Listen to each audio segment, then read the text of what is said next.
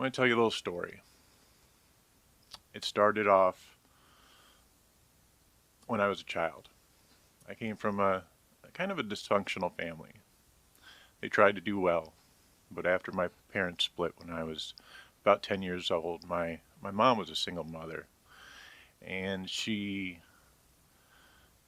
had a problem with drugs and mental health. That's probably where I first got introduced to drugs.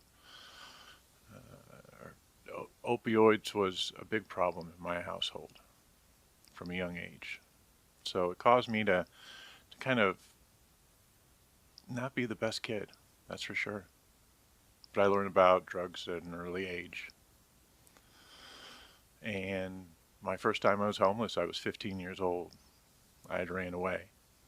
I was out there for about 6 months, going from house to house, hotel, wherever I could. I, I learned at an early age to kind of take care of myself. Now, as I got older, I wanted that to change. I got married very young, right out of high school, had 2 kids within a couple years, and tried to be that good dad that all men want to be. Now, being a father is one of the hardest things a man has to deal with in life. And it took its toll on me. I was only together for about 4 or 5 years. And we split up. I learned to become a single father at that point. She wasn't ready to have the children full time. And being a single father, I tried hard, staying off drugs, trying to be a good role model and working hard just to provide for my kids. And then one day you get hurt. You get hurt and you end up at the doctors and you pull your back and you end up on pain medication.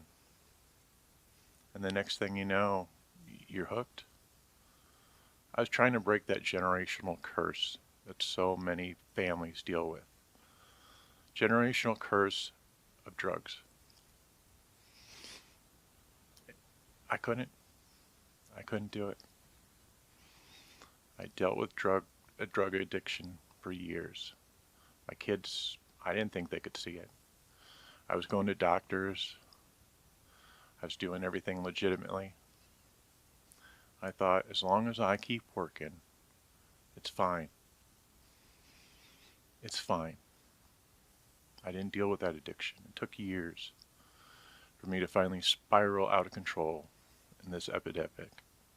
This Ohio was ravaged with this epidemic. This opioids were everywhere.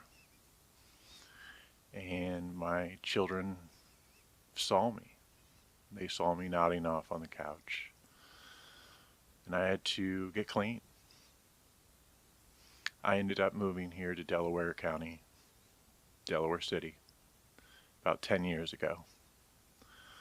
I decided I was going to stay with my sister, who was nice enough to let me sleep on her couch. I went to treatment center, met a nice woman there. Her name's Kim. But being off drugs is hard.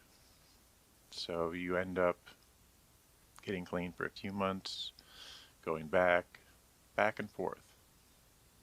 You also are causing lots of problems. You get in trouble because drugs will make you do anything to get them.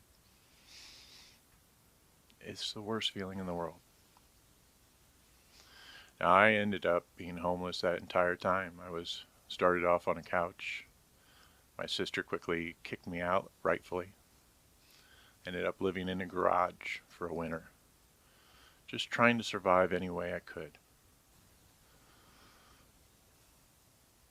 The police obviously were a big part of my life, getting arrested.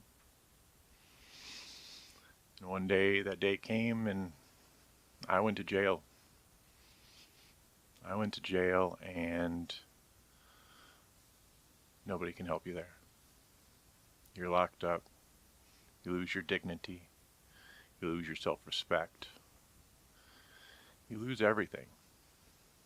And when you get out, you have nothing. So you're back to being homeless. But now it's worse. I had an old car I lived in for a while. I'd live at the Kroger's. I would stay there. I would move around to different places 24 hours for a Walmart. I didn't I didn't have any place to go. I was still feeding my addiction. And then I got arrested again. The car breaks down, and I'm really on the streets then. Is there a place for men? It's hard to find. There's a quote I love, and it's, "Women, children, and dogs are loved unconditionally, but men are loved on the condition that they provide something." It's a true statement. It's hard to hear sometimes. But I dealt with being on the streets at that point. Again, you're hiding. You don't want people to see you. You don't want anybody to know that you're homeless. The first night I slept on the ground, didn't have anything. I remember sleeping underneath some bushes. And you can't really sleep because you're worried about what's around you.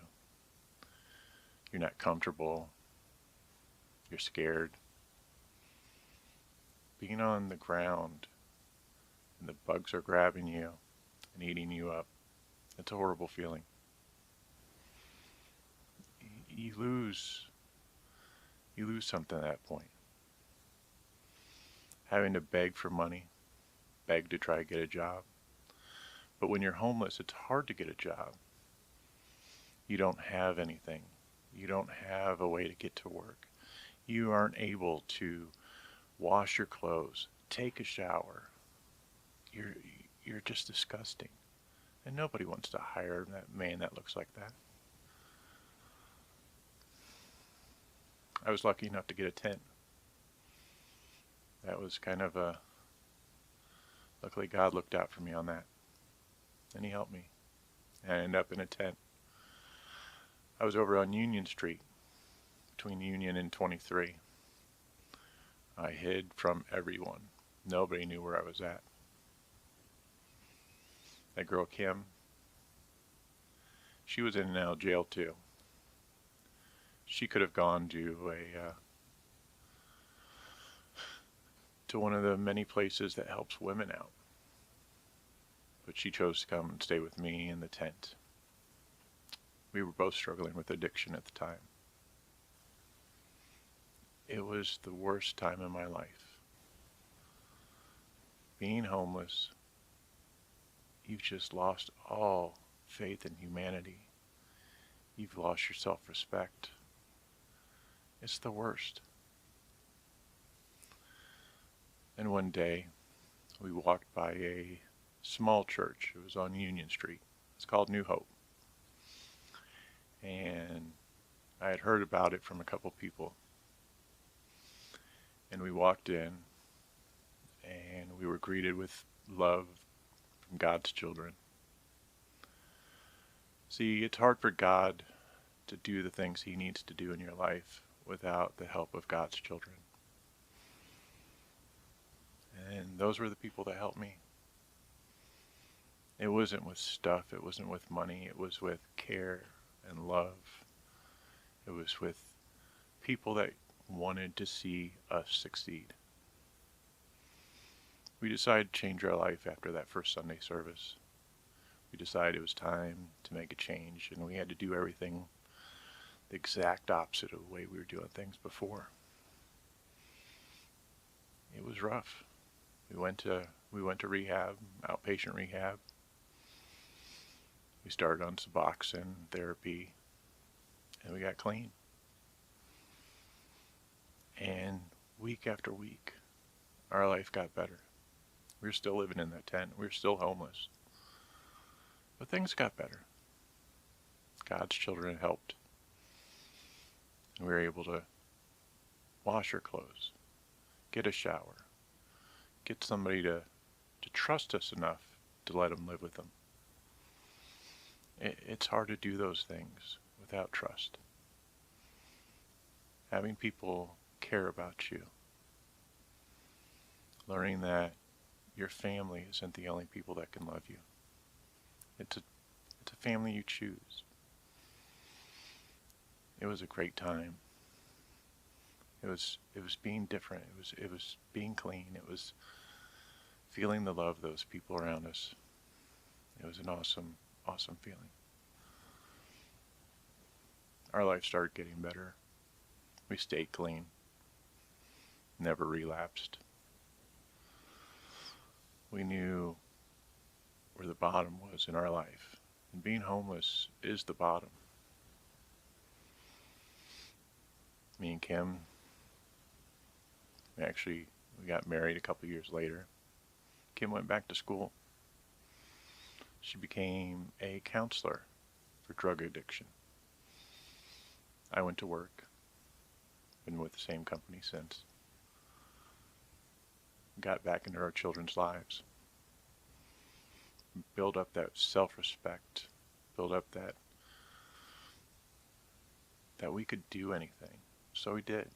We decided to change our lives, and good things happened, so we needed to share that with other people. We needed to share that there are people out there that care. People that will help those people in the shadows, those homeless. And that's what I'm trying to do now. St. Vincent New Beginnings is just a chance for men getting out of jail to have a chance. Men that are looked upon as second-class citizens in this world. It's not easy. You're struggling when you come out of jail. You have nothing. Your family doesn't want anything to do with you. You're usually dealing with addiction, or you're dealing with mental health issues, or you're dealing with relationship issues. It's a tough time, and we need to help these men. Now, this generational curse didn't get broken for me. My son's in prison right now, and I need people like you. When he gets out, 6, 10 years from his drug crimes, to be there and to show support. Kim unfortunately passed away last year. She had a heart attack. The years of using just took her toll on her body. She had just turned 44 years old. It was the worst day of my life.